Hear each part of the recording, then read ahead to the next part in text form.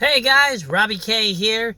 After nearly getting skunked by a little vermin who is over near the Regal movie theater, managed to get back to you so I can give you a review tonight on the yet another new release of the week. Yes, watching the skunk off to the side kind of make his rounds in the dirt. It's Robbie K bringing you another movie review tonight on the big science fiction movie itself, The Meg, or the Megalodon, about the prehistoric shark that's let loose on modern world in hopes of bringing box office bites and box office bucks with it. Now, as always, we're going to give a little background information and then go into our stages. So if you're tuning in, have fun. Let's get to the point. First of all, Megalodon. We've seen plenty of sci-fi movies about the prehistoric shark with a bite like no other, the size like no other, and of course, the appetite of no other. And of course, this mega shark movie is primo for kind of the big natural disaster, monster disaster loving genre crowd. Now, in regards to what we have in store, Sci-Fi Channel has more than been happy to give us numerous depictions of this prehistoric beast, often in very over the top, I guess you could say, in some people's opinions, semi-corny reviews that just bring cheap thrills and lots of laughs to it. It's a fun adventure, but, it's not for everybody, especially when it comes to massive amounts of gore with it. Well, tonight, they're pulling it to the big screen, and therefore, we are now officially going into review mode as we take on the book series it's based on, The Meg, and its numerous iterations. We're hoping to see if this is going to bring some pizzazz or just make you want to spaz. Stage 1 interview, for those who like a quick summary, is the following. Poor woman. She almost got skunked. In terms of stage 1, for those who are looking for a quick one, the Megalodon is exactly what you're thinking about. A popcorn munching, over-the-top science fiction flick where it's just a CGI shark going to town. You'll find plenty of kind of thrills and adrenaline pumping moments in the deep blue sea of terror that is with it. Acting-wise, it's not bad. Plot is very linear and predictable. But you know what? It makes for a very fun shark attack film, and that's about the basis I can do. Is it the worst movie? Absolutely not. Thanks to kind of the sound effects, the bites, and the creation of the shark itself. Yeah, it gets props because it's got the movie magic quirks like that. But in regards to kind of the quality in terms of it, it's not a story that needs to be told on the big screen when we've got, again, numerous iterations of it in the Sci-Fi Channel's numerous follow-ups and shark spin-offs. Anyway, it's a great ending and cap to kind of the Shark Week Festival. So, The Meg, definitely worth scoping out if you're a big kind of natural monster predator kind of person. Otherwise, skip it because we got plenty more coming out in the next coming weeks to fill your appetite of movies. Now, in regards to stage 2, let's go into a little bit more detail if you're interested. Otherwise, skip on out and you'll see me probably tomorrow.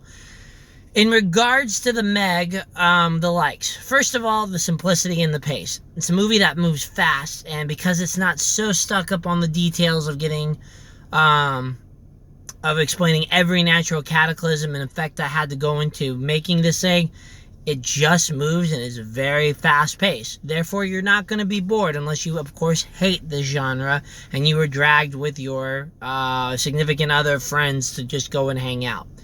Regardless, the Mega Shark is just a very kind of campy adventure that lives up to exactly what you were expecting from the trailers. Surprisingly, I gotta say that the story, while of course not the most original and best, is actually entertaining. It's got a little more thrills and chills behind it than I was expecting, and not just sort of the, how many people can we shove in a giant shark's mouth in the span of a 2-hour film. Not like that at all. There's actually some backbone to the story, so kudos for adapting the book and for him even writing a book that was based more on kind of the hunt for the elusive monster that's terrorizing instead of just massacre mayhem that many of this genre kind of fall victim to. And I guess that brings into the point of that there's a lot of great shark movie references. So I always appreciate when you have those great kind of tributes to the movies that are legend, whether they're legendary corny at times or just fantastic storytelling. And yes, if you haven't guessed, there's going to be references to the quintessential movie Jaws. You've also got Shallows references and just about every other movie under the sun that my buddy Willis, who shout out to him tonight, as well as Mary for accompanying me to this. What we have in store with him is we were able to pick out everything in terms of kind of the movie references there. So it's a nice homage to it, grabs and utilizes parts well. So Shark Lover fans are going to like that nice extra detail to kind of go on to it. And there are a few pleasing surprises with it, to say the least, in regards to kind of how they were able to kind of twist some of the movie better than I expected to do. So, kudos to them on that. Acting-wise, again, we're not talking award, Oscar-winning performances, but we're talking about good, decent performances that are by far steps above what we've seen in kind of the Sci-Fi Channel. Now, don't get me wrong, I'm easily a guilty pleasure in watching a binging a weekend occasionally of a theme of some sort to the Sci-Fi Channel. Snake movies, shark movies, gator movies, I mean, you name it, I've definitely binged it before, especially back in high school. Anyway, but you always know that those things are because of kind of the direction they choose to take. They choose to take the movie, and the acting doesn't get the most, focus on it. Neither does the writing, because it's all about more of the massacre in many of those movies. Fortunately, the Meg doesn't suffer from that and does a nice job integrating the characters with the CGI rendered beast. So, bravo to them on doing an excellent job as well for that, and making it just a little less ridiculous and a little more in regards to taking a decent pot shot at being more of an entertaining movie than just a massacre. Outside of that, the visuals of the shark are great. You can definitely tell that there is some fakeness to it. I mean, hello, it's a colossal shark, naturally. But, the textures are good, the colors are good, and the animation is fluid and solid. So, bravo in regards to doing that as well as kind of a really good finish to top off everything in this movie. I would definitely say worthy of a finale or fin of a shark movie. So bravo to there.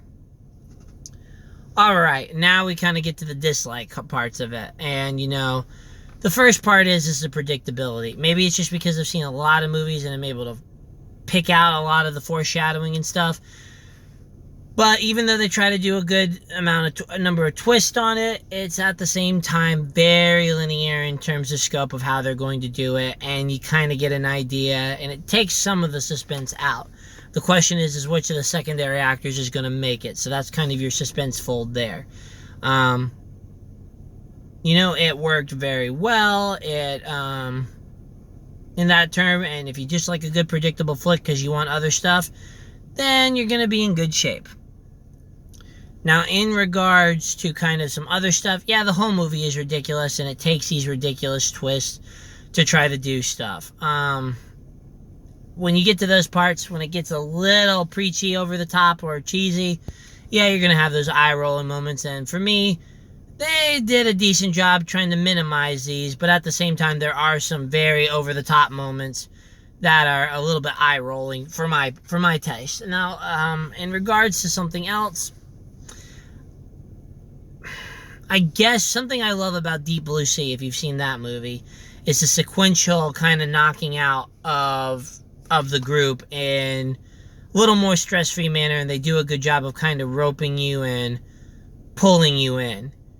In regards to this one, it kind of suffered from the modern trend of started out with that promise, but then quickly cascaded into a little more of the massacres that we talked about. And for me, that's just not my cup of tea in regards to it, because it doesn't utilize the suspense tactics very well, and it doesn't give some of the actors the due time they need. Now, fortunately, this happens later on in the movie, but at the same time, it's kind of a rush finish at times, so That's just my personal taste, but I like a little more drawn out. That's why Deep Blue Sea is one of my favorites in terms of that, because things kind of start taking steps to get up to it, as opposed to let's just kind of take these very fast moments. Outside of that, I guess there could be some editing things to take off, but because of the pace, I didn't feel it was there, that it was needed, outside of maybe cutting a little bit of the ridiculous parts. But again, that was few and far between. So it's just a long run time, and maybe because of the fact that this is my second of 4 movies I'll be reviewing this week. But, we do what we have to do, and, at the same time, it didn't feel like 2 hours. I'm rambling now. Anyway, to kind of wrap this up, yeah, the shark movie business is one of those that always teeters on the ridiculous versus the suspenseful.